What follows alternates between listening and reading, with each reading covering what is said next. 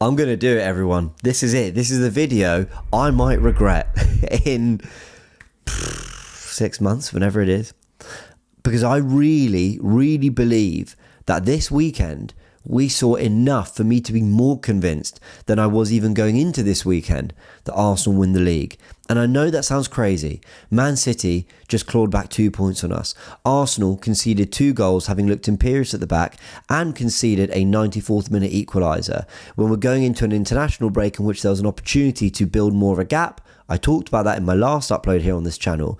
I actually feel that there was plenty of encouragement in this video, which might be my longest ever. Of course, at the time of recording, I don't know this, but in this video, which could be my longest ever, and I think is certainly my most in-depth researched piece, I'm going to try and convince you all, if you are feeling a little bit cynical about Arsenal and their chance to win the title, I'm going to convince you all that actually, I'm going to try and convince you all that actually there's plenty to be really, really encouraged by, and we saw enough from this weekend alone to suggest that Arsenal will get it done in May. Let me explain what I mean. I want to start by showing you very surface level data from Arsenal's win against Sunderland. 16 shots to their 8, with 6 on target, 67% possession. Arsenal coming on top for stats you'd expect them to come on top in.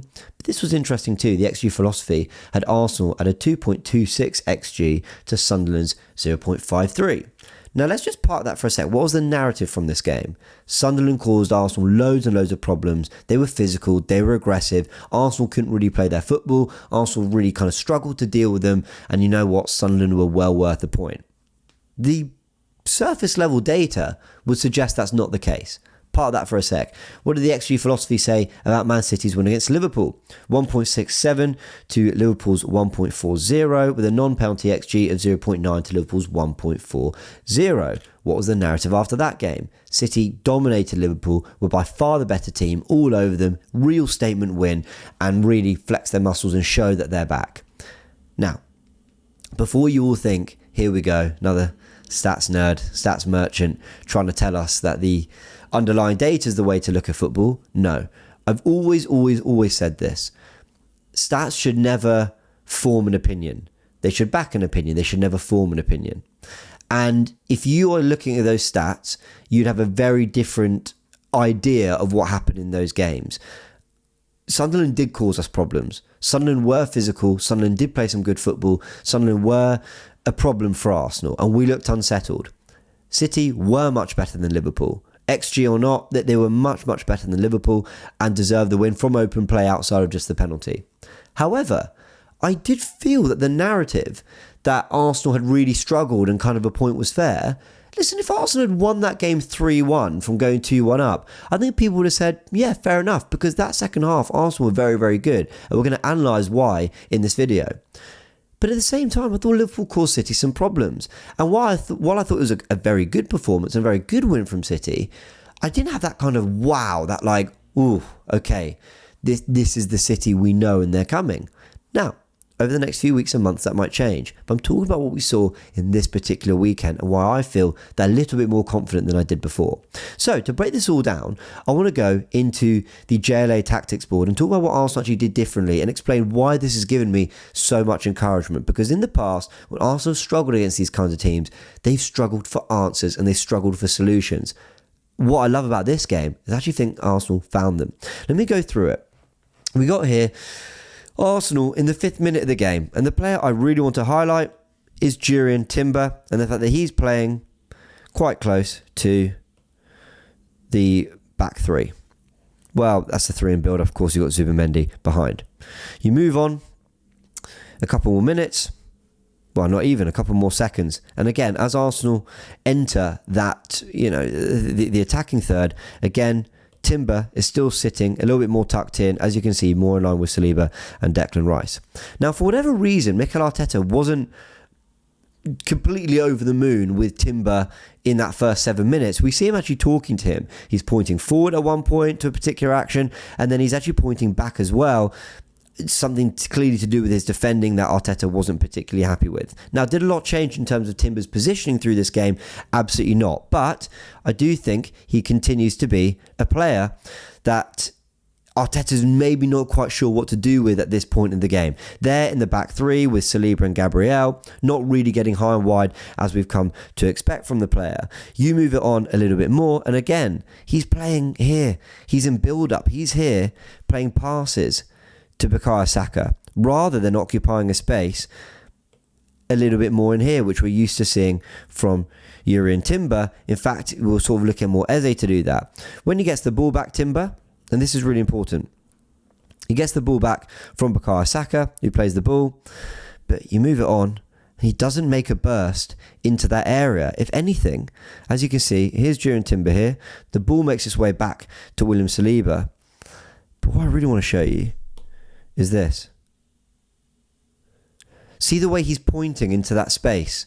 He's pointing into that space that's vacated and saying, is someone going to go there? Is someone going to attack that space to give Bukayo Saka an option?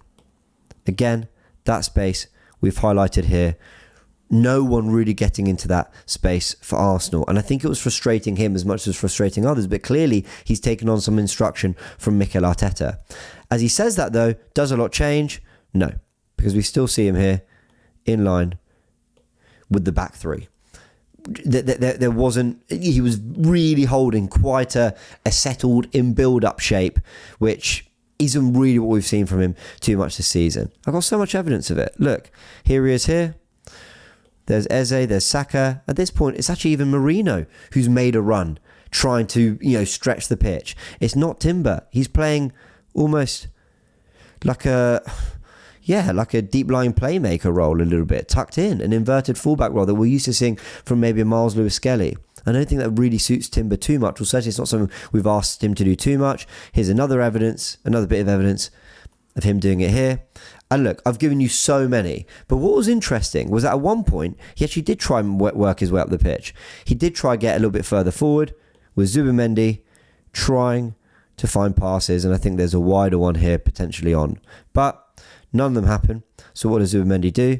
He ends up turning backwards. He plays that pass. It goes back to, I think, Saliba. But watch his reaction. The minute he does that, he looks... Oh, I've got the wrong... Forgive me. Here we go. He looks around, sort of saying, where are you all? What's going on? Zubimendi at this point is not happy with what he's bringing to the game and the lack of forward passes that he's able to pass. So you see him look over, and then you even see him looking a little bit more demonstrative with his arms in the air, saying, what's going on? He's not happy with the build-up at this point in the game. Arsenal then go a goal behind. And then suddenly, I'm showing you this, Timber's not even in shot. You can't even see him. Why? Because he's so high up the pitch. Here he is. There we go. Still getting used to the JLA tactics ball, but shout out to James Lawrence Alcott. It's a brilliant tool. Here he is, really high and wide, forming part of the attacking lines. And Eze has now dropped a little bit deeper. Suddenly, Arsenal have something different in terms of, attacking lanes going forward. Timber's getting forward a little bit more. But this happens from 1-0. This is him making a run from a William Saliba pass. Trying to get forward. It's cut out by the defender here. But the ideas from Arsenal are quite good, at least in terms of using Timber in a slightly different way. This is him in the penalty area. All of this comes from 1-0 down, getting a lot further forward. Here we have him again. I mean, how many examples? I think I've gone through maybe 10 to 15 slides there. So many examples of where pre the goal, he was much more tucked in and build up. After the goal, he's getting forward a lot more.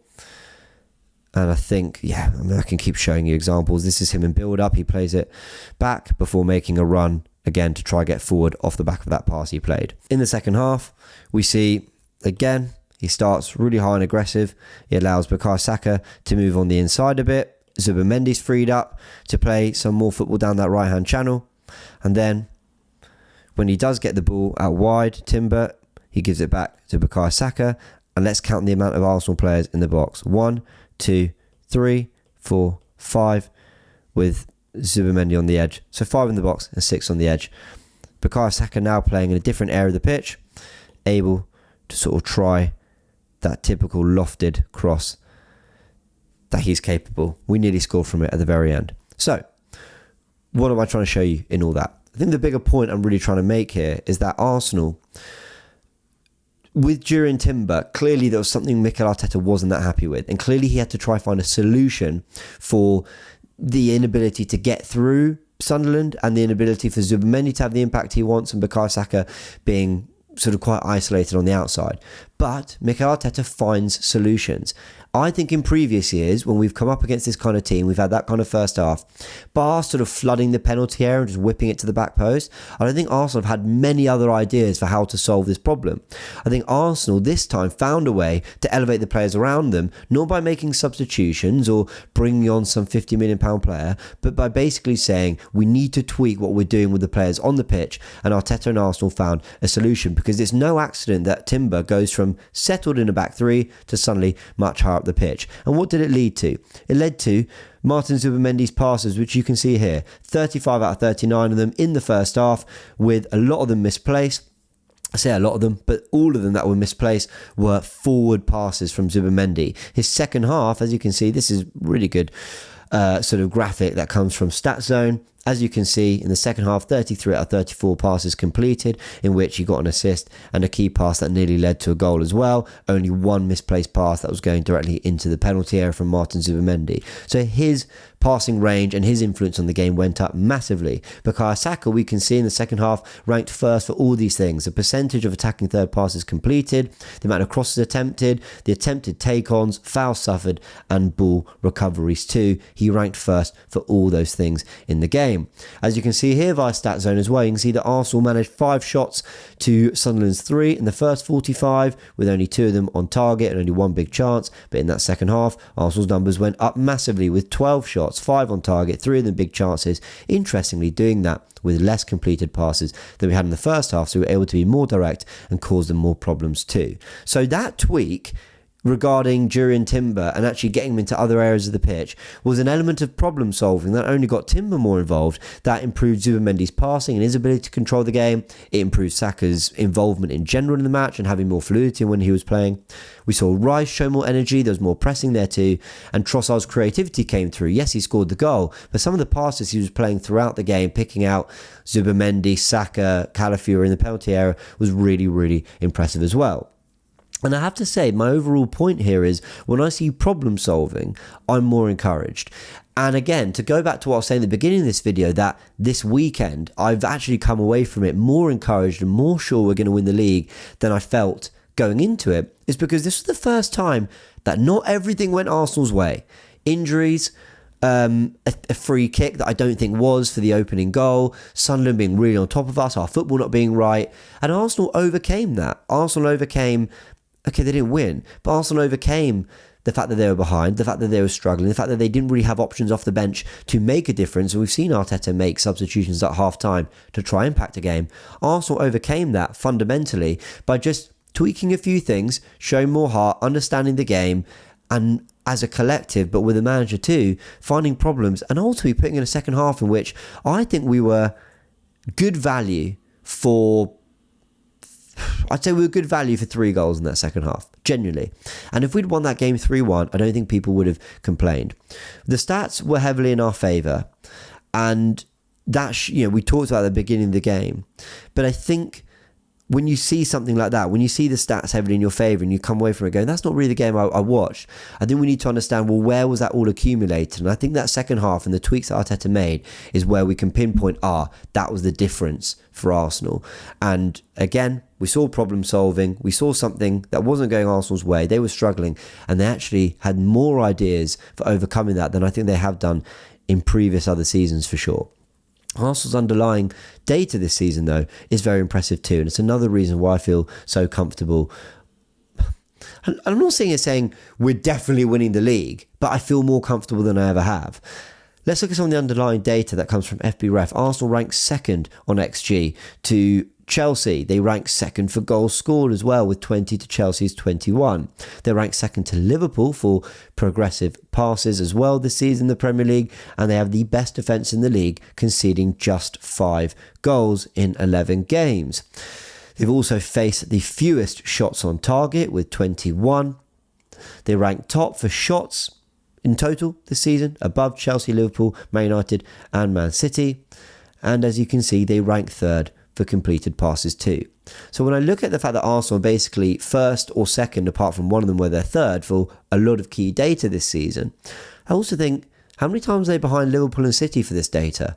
Once behind Liverpool and once behind City. The underlying data looks very, very, very good for Arsenal. As much as the eyes are telling me, hey, Arsenal have more ideas this season, Arsenal are finding ways to cause teams problems, even in games which they're struggling, the underlying data suggests that Arsenal are one of the best teams from an attacking perspective, despite everyone saying it's set pieces. That's all Arsenal can do. I mean, Sunderland, I don't know if people are actually watching Arsenal sometimes as much. Sunderland brought what are they called? They basically brought the advertising boards close to the pitch, right, to impact our ability to throw the ball directly into the box.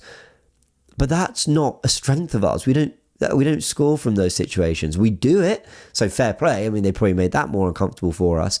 But the narrative, that was genius by Sunderland. Again, I was a bit like, we're not that good from those. I'm surprised. If anything, it's Sunderland that are more the threat from that. So it's just so interesting how narratives form after games, especially ones in which a weekend has quite clearly gone in favour of a particular title rival, which is City's. Therefore, there's going to be quite a bit of doom and gloom about Arsenal's prospects, where in the last few weeks there's been nothing but praise. I'm here to continue the praise because I think I saw plenty of positives. Now, there's one comment, I've seen a little bit of this too, there's one comment saying, if you're serious about winning the league, you've got to beat teams like Sunderland. Firstly, full respect to Sunderland. Let me make something really clear from everything I've done in this analysis. They were very good on the day, and I think they probably were deserving with a point. I'm just saying, if Arsenal had won that game by a goal or two, I don't think anyone would have said that was particularly unfair when you look at the performance we put in that second half. But Sunderland are a very good side. They've caused teams problems, and they were tricky to overcome. And people who say, well, you're not going to win the league if you have those kind of results. Firstly, like I said, respect Sunderland. But secondly, let me show you something. This is, and I touched on this in the live I did after the game, but this is Liverpool's results last season when it mattered. I'm going from the 4th of December all the way through to the 5th of March. A really crucial 4 months of football, 3 months of football for Liverpool. In that, they drew 3-3 at Newcastle, conceding a 90th minute equaliser. They drew 2-2 to Fulham. They drew 2-2 at home to Manchester United. They drew 1-1 at Forest, and they needed 2 very, very late goals from Nunez to beat Brentford away as well. They then go on, I'm just going to go to another page here. They go on to draw 2-2 at Everton, having had Tarkowski score in the 98th minute, and they go on and draw 2-2 to Villa as well. So when I look at that, I'm thinking, that's quite a lot of disappointing results and setbacks that Liverpool had last season in their run-in. So this notion that, well, if you're serious about winning, we had to beat Sunderland, I disagree. We struggled. Not as much as I think people are saying, and I've made that point very clear on this video.